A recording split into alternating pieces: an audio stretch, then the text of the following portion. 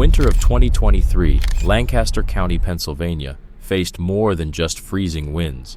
It was about to witness a storm of a different kind. Each morning, Barbara Cooper, visibly pregnant and calm as ever, arrived at her dog training center with her two Belgian Malinois, Ajax and Shadow, flanking her side like clockwork. To most, she looked like a gentle woman with a heart for troubled dogs and at-risk teens. But behind that calm demeanor was a decorated military veteran who once led one of the most elite K9 units in modern combat. And when the infamous Steel Serpent motorcycle gang decided to target her facility, they had no idea what, or who, they were up against. These weren't just house pets with shiny collars. These were battle-tested warriors with medals earned in real war zones, and their loyalty was matched only by their readiness to defend. Tell us in the comments, where in the world are you watching from? And if stories like this grip you, don't forget to hit subscribe. Tomorrow's episode will leave your jaw on the floor. Back to Lancaster. Barbara's breath fogged the cold morning air as she unlocked the gates of Second Chance K9 training and rehab. 7 months pregnant, every step required focus, but her soldier's posture never wavered. Ajax and Shadow silently scanned the perimeter, their presence barely visible in the pale light. "Perimeter check," she whispered, and the dogs instantly split off, moving with military precision. The snow-covered training ground stood ready for the day. Inside, a group of teens, once on the edge of gang life, would soon be learning discipline through dog handling, a program Barbara had built from the ground up. One of them, 17-year-old Lucy Rodriguez, had been coming every day for 3 weeks. Once defiant and closed off, she now stood tall, confident, and focused. "Morning, Miss Cooper," she called, hands tucked in her pockets. Barbara nodded, noting how Lucy instinctively followed the dog's movements. "They never miss a day," she said softly. "Consistency matters, in training and in life." But that morning, something shifted. From a distance, the low growl of motorcycles cut through the quiet. Ajax and Shadow stiffened. Barbara didn't flinch. Years in combat had taught her how to stay calm while thinking 5 steps ahead. "Lucy," she said gently, "take Shadow inside and start those obedience drills we went over." Lucy obeyed without question. As the girl disappeared inside, Barbara continued her routine with Ajax. But her mind was already tracking the sound, the number of engines, calculating response times, exits, threats. 5 bikes, blacked out, leather jackets. The lead rider, broad, cold eyes, familiar posture, Quinn Ace Smith, leader of the Steel Serpents. Their eyes met through the chain-link fence. She'd seen that kind of stare before, in enemy commanders, in hostile territories, just before an attack. Ajax stayed still, but Barbara felt the subtle tension in his stance. He was waiting for the signal. The moment dragged, heavy with unspoken meaning. Then the engines revved, and the gang pulled away. Barbara placed a hand on her belly and whispered, "Don't worry, little one. Mom's got this." Ajax pressed closer to her side, still watching the horizon. Inside, Lucy was praising Shadow for a flawless sit-stay, unaware of the silent standoff that had just passed. Barbara watched her through the window, a faint smile on her face. Because some battles aren't won with fists or firepower, but with patience, quiet strength, and the unbreakable loyalty of those who fight beside you. The sound of the bikes faded, but Barbara was already planning. She hadn't survived 3 combat tours and built a safe haven for dogs and youth just to be intimidated now. If the Steel Serpents were planning something, they were about to learn the hard way. What happens when you underestimate a warrior with everything to protect? 3 days later, Barbara sat in Dr. Charles Taylor's office, watching her ultrasound. Her baby girl was growing perfectly. But outside that calm clinic, a storm was still brewing. Even as she sat in the doctor's office, Barbara Cooper's mind kept drifting back to the morning's events at the facility. Her blood pressure was slightly elevated. "Anything stressing you out lately?" Dr. Taylor asked gently, removing the cuff from her arm. Barbara offered a small smile. "Just the usual, balancing a business and being pregnant." What she didn't mention was the threatening note she found taped to the front gate that morning. or how Ajax had picked up a scent trail that vanished at the edge of the road. The fewer people who knew, the better. Outside the window, Lancaster's main street looked peaceful, almost too peaceful. But even here, the presence of danger was growing. 2 Steel Serpent motorcycles were parked outside the local diner, their chrome catching the sun like a warning sign. "I mean it, Barbara," Dr. Taylor pressed. "Third trimester, you need to avoid stress." Before she could respond, a knock at the door broke the moment. Officer Walter Phillips stepped in, his tone neutral, but his eyes said everything. "Sorry to interrupt, Doc. Miss Cooper, got a minute?" Outside, he showed her a series of surveillance photos, Steel Serpent members watching her facility from different angles. "They've been casing your place all week," he said. Quinn Smith's crew has a reputation: intimidation, extortion, targeting successful small businesses. Barbara scanned the photos, recognizing familiar faces. Ross King Johnson, Scott Jack Davis. They weren't hiding anymore. "They're getting bold," Walter added. "I can step up patrols." "That might escalate things," she replied. "But I appreciate the heads up." Back at the facility, someone else was waiting.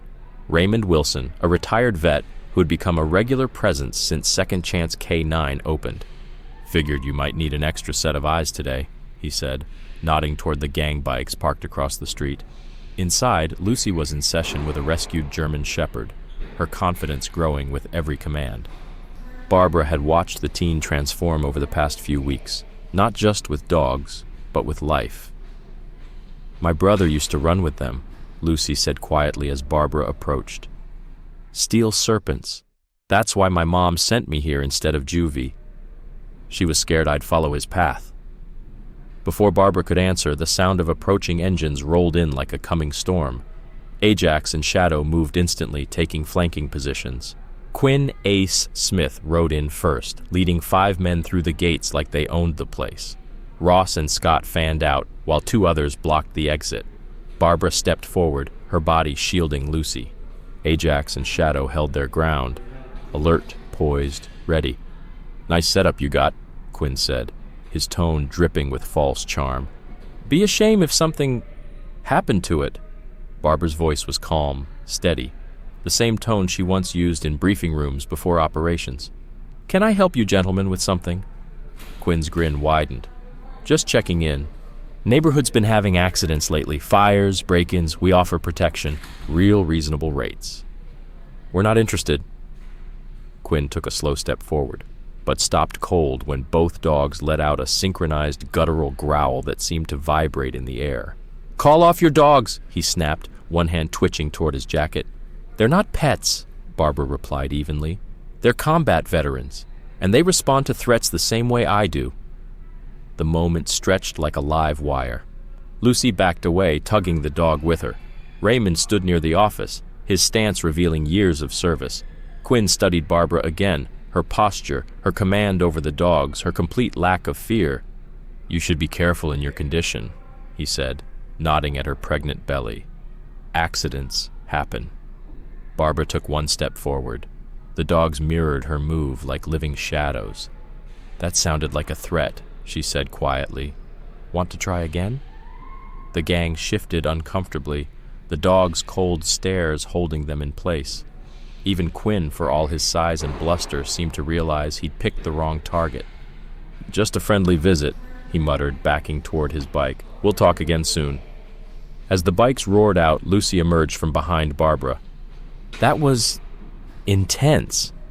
"That," Barbara said, running a hand across her belly as the baby kicked, "was just the beginning." Ajax and Shadow pressed close, their bodies slowly relaxing from combat readiness. Raymond stepped forward, eyes narrowed. "They'll be back, and not just for money. You're pulling kids off their path. That makes you a threat to their recruitment." Barbara looked back at Lucy, who had returned to training the German shepherd, her hands still trembling, but her resolve clear. "Then we'll be ready," Barbara said, "because some fights are worth it." The rest of the day blurred with paperwork and training drills, but Barbara's mind never stopped moving. She knew this wasn't over. It had barely started. As the sun dipped behind the hills of Lancaster County, Barbara locked the facility gates, her eyes scanning the quiet street with soldier's precision, because whatever came next, she'd be ready. With Ajax and Shadow flanking her, the winter wind whispered of snow to come. Somewhere in the growing dusk, the low thunder of motorcycles echoed through the distance, but Barbara Cooper had faced far worse with far less, and she'd never backed down before. Only now, she wasn't just fighting with her dogs at her side. She had a reason bigger than herself, a community worth defending, teens like Lucy choosing a better path, and a daughter on the way who'd grow up knowing that real strength isn't just about muscle or firepower. It's about being smart, being prepared, and knowing when to show restraint. The real question wasn't if the Steel Serpents would make their next move. It was whether they were ready for what would happen when they did. If you're enjoying this story, take a second to subscribe. It means the world to us and helps us bring you more powerful episodes like this one. Now back to the story. Shards of glass crunched beneath Barbara's boots as she walked the perimeter. Someone had thrown rocks through her facility's windows overnight, but thanks to Ajax and Shadow, the intruders hadn't gotten any further. Security cameras knocked offline just minutes before the attack. Dr.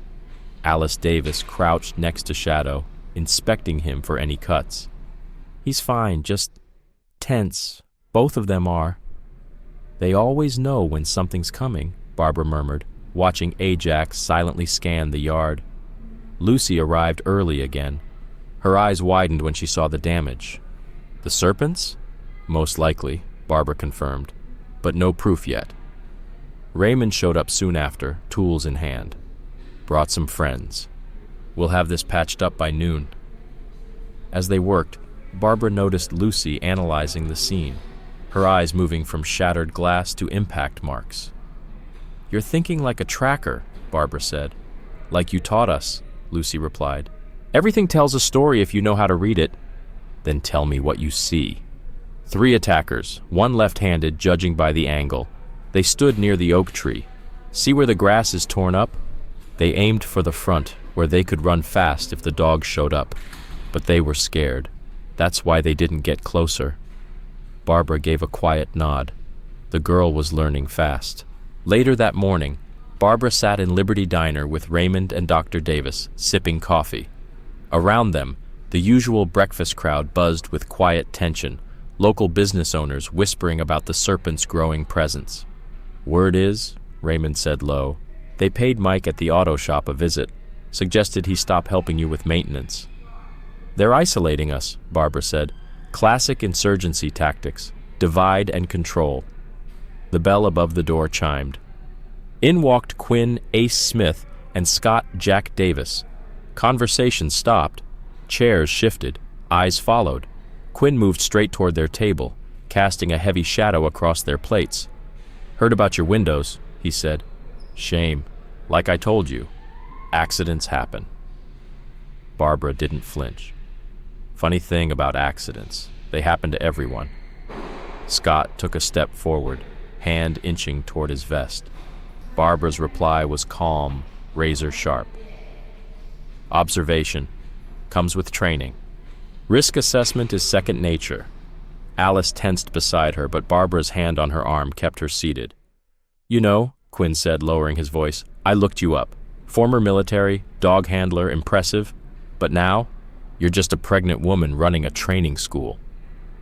Barbara's smile was cold. "Then you didn't look deep enough." "What's that supposed to mean?"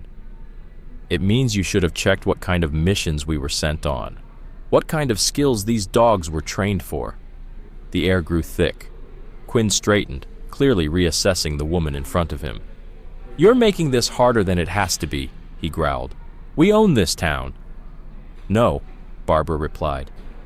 "You try to own people with fear, but fear only works on people with nothing to fight for."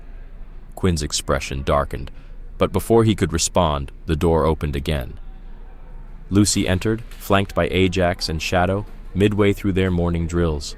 Their presence shifted the room's entire energy. "Perfect timing," Barbara said. "We were just discussing risk." Quinn and Scott backed off, pretending to play it cool.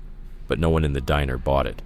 Ajax and Shadow didn't blink. Their unyielding stare followed the men to the door like laser sights. "This isn't over," Quinn muttered. "No," Barbara agreed. "It's not." As the gang left, Raymond leaned in. "You're poking the bear." "Bears are predictable," Barbara replied. "They follow instinct. People, they act from emotion, and Quinn's got something deeper driving him." "Like what?" Alice asked. Barbara's eyes moved to Lucy, now working calmly with the dogs outside the window. "Did you notice how Quinn reacted when he mentioned military service?" His voice changed. "Someone close to him served. Maybe someone he lost." Alice frowned. "And that helps us? How?" "Because understanding your enemy," Barbara said, "isn't about spotting weakness.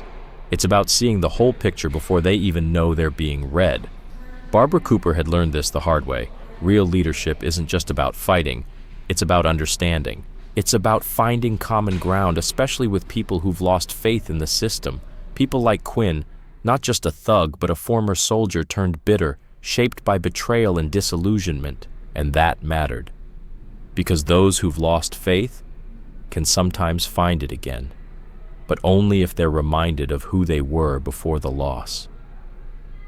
The rest of the morning passed without incident, but Barbara stayed alert, always watching, always reading the signs. Lucy was thriving.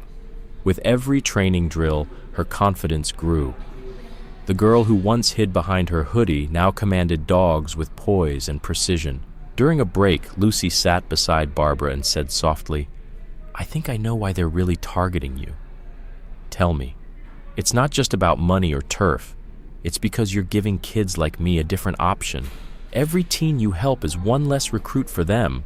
Barbara nodded. "Smart girl. But there's more, isn't there?" Lucy looked away.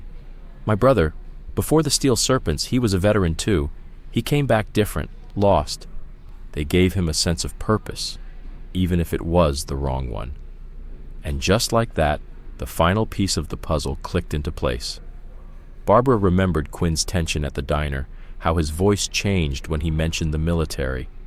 "How many veterans are in the Serpents?" she asked. "Maybe a quarter of them. Quinn recruits them on purpose."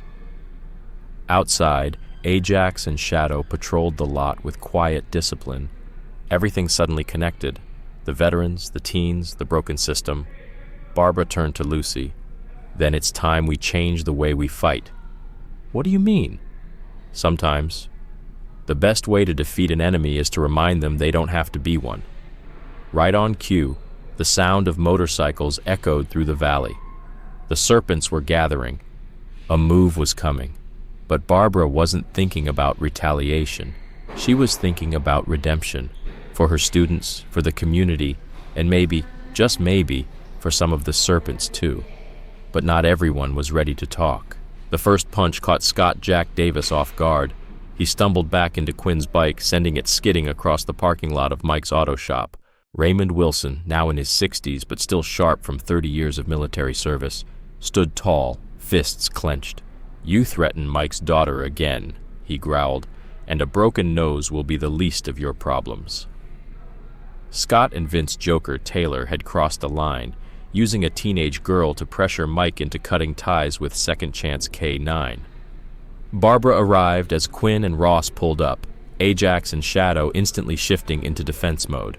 Her blood pressure had been spiking all morning, Dr. Taylor's warnings still fresh in her ears. "Stand down!" she shouted. Her voice cut through the chaos like a blade. Quinn marched toward her, seething. "Your pet veteran just assaulted my man." "And your man just threatened a child," Barbara countered. "Want to explain how that fits your whole veteran outreach pitch?"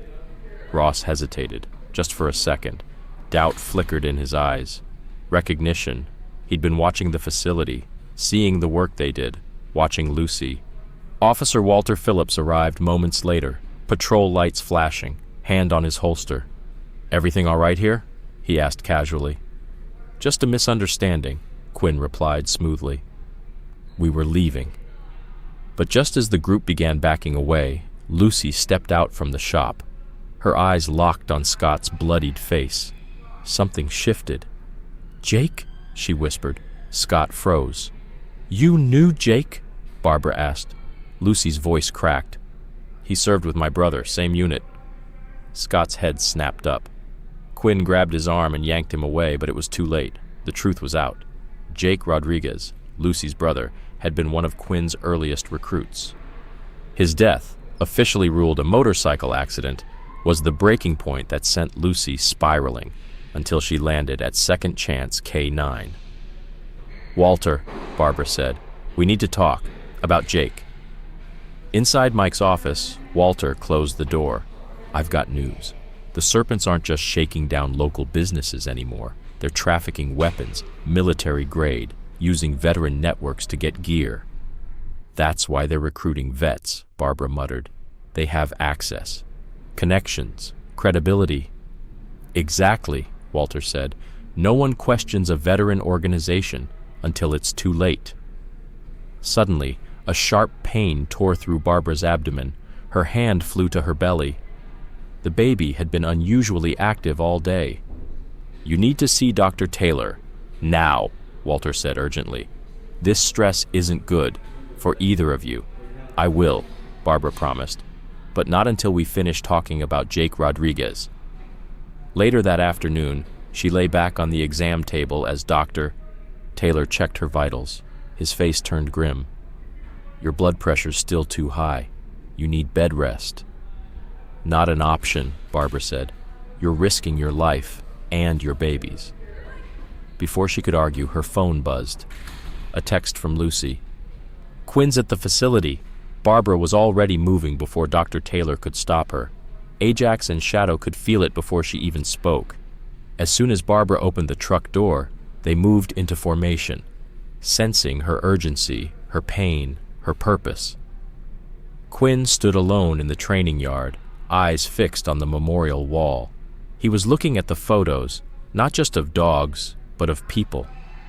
Soldiers, survivors. Jake Rodriguez's picture stood among them. He had his sister's eyes, Quinn said, not turning around. You recruited him, Barbara replied, voice even. Used him to pull in more veterans. I gave him something to live for. No, she countered. You used his pain, his trauma, like you use all of them. Quinn turned, the setting sun casting his broad frame in silhouette. You don't know what it's like, coming home to nothing, no mission, no brotherhood, no meaning. I know exactly what it's like, Barbara said.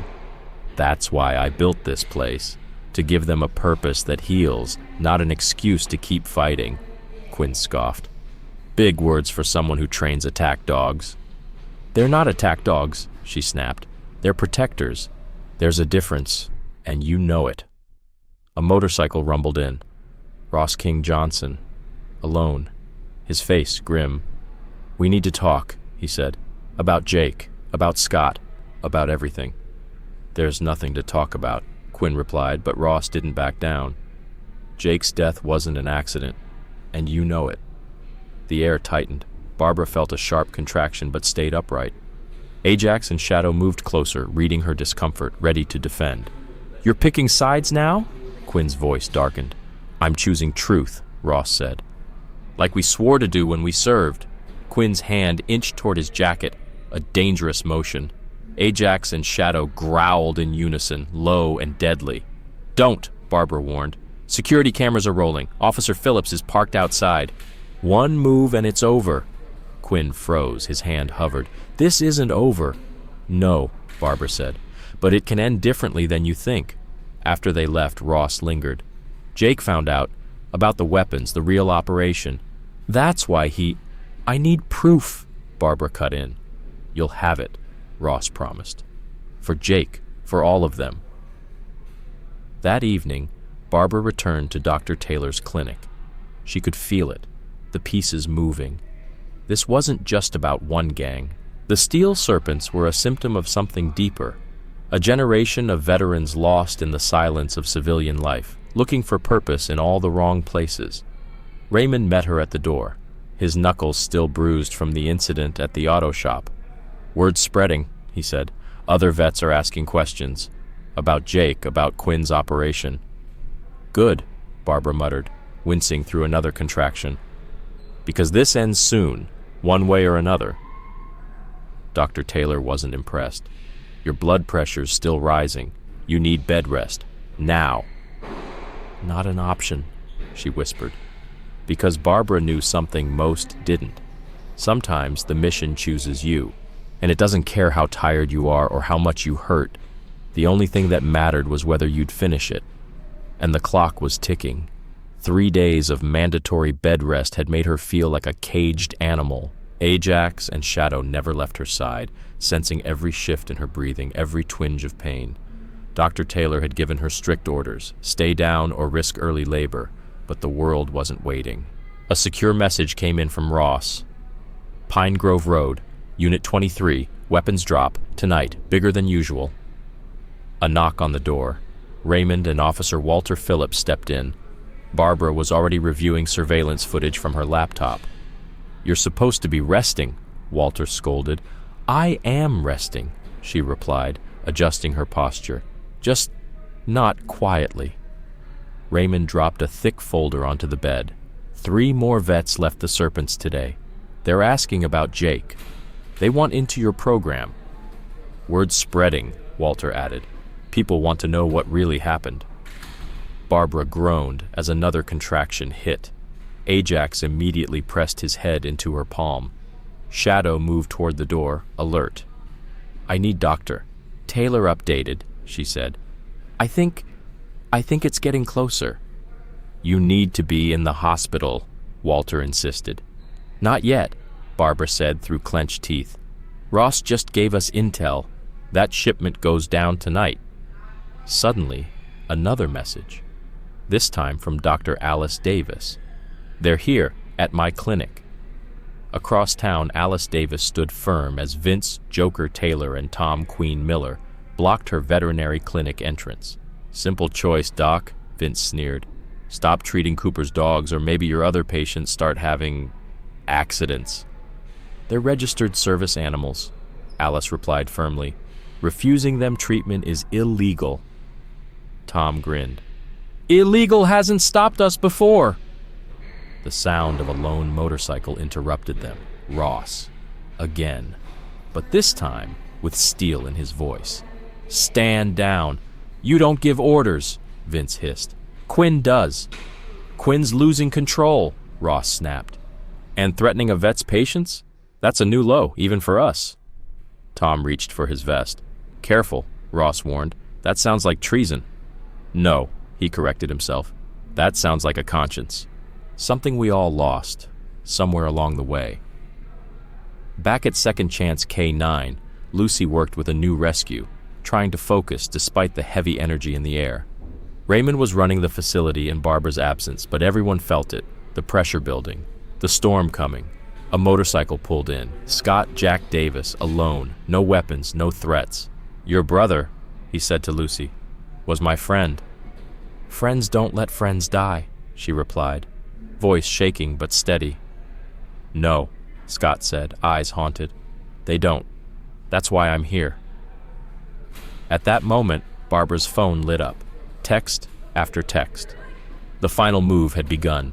The contractions were getting stronger, but Barbara forced herself to stay focused. Walter, she called out. Scott's at the facility, with Lucy. I'm on my way. Wait, she stopped him. He's not there to hurt her. He's there to confess.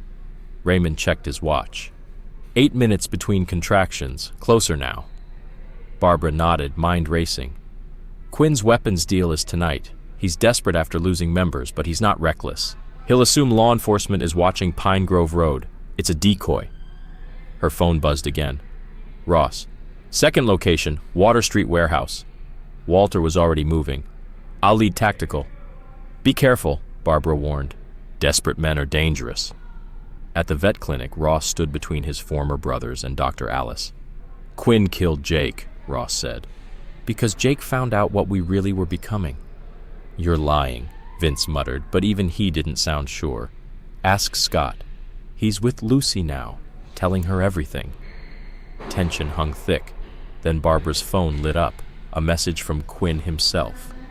You want to end this. Meet me. Alone. Another contraction hit hard. Raymond reached for his phone, but Barbara stopped him. Not yet. Tonight ends this, for good. You're in no condition, Walter protested. Exactly, she said. Quinn thinks that makes me vulnerable. But I've never been more dangerous than when protecting something I love. Ajax and Shadow watched her closely, reading her signals like they had in every mission before. Walter, she commanded, take Water Street. Raymond, coordinate with Ross. Protect Dr. Alice. And you? Raymond asked. I'm going to show Quinn what real purpose looks like.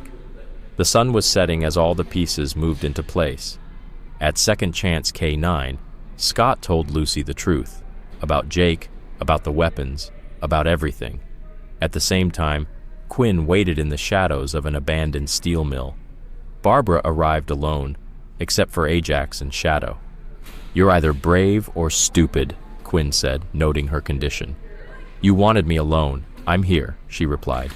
You knew Jake, she added. Before the Steel Serpents. I was his CO, Quinn admitted. Kandahar, 2019.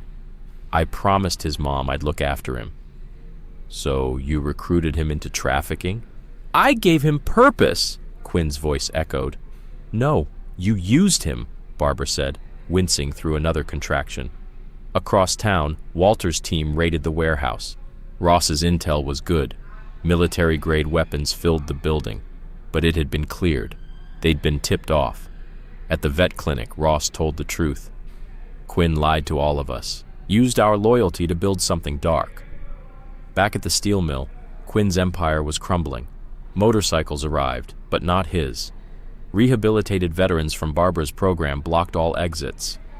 He was going to expose it all, Quinn whispered. And you stopped him, Barbara said. You stole his honor. Another contraction hit. Her water broke. You have a choice, she told Quinn. Be the man who betrayed his brothers, or help me get to the hospital. Show them there's still a leader in you. Quinn froze, then raised his hands. I need to tell them about Jake, he said. Yes, Barbara replied. He deserved better. As sirens approached, Quinn surrendered peacefully. Barbara was rushed to the hospital. Ajax and Shadow flanked her stretcher like always, still on duty. She gave birth that night to a healthy baby girl. Her name? Hope. In the days that followed, everything changed. Quinn's full confession exposed a national network of fake veteran charities and weapons trafficking. Jake's name was cleared. Scott's recorded testimony became key evidence. Second Chance K9 became a symbol of real healing. Former gang members turned protectors, veterans finally finding their way back. Jake's legacy program expanded across the country. They thought intimidation would stop them. Instead, it made the movement stronger. Each new confession validated Jake's research. Each new recruit proved that transformation was possible. Hope became more than a child. She was a symbol of the future they were building. And through it all, Ajax and Shadow stood guard, protecting not just a family, but a mission. The truth Jake died for had finally taken root, and nothing could stop it now.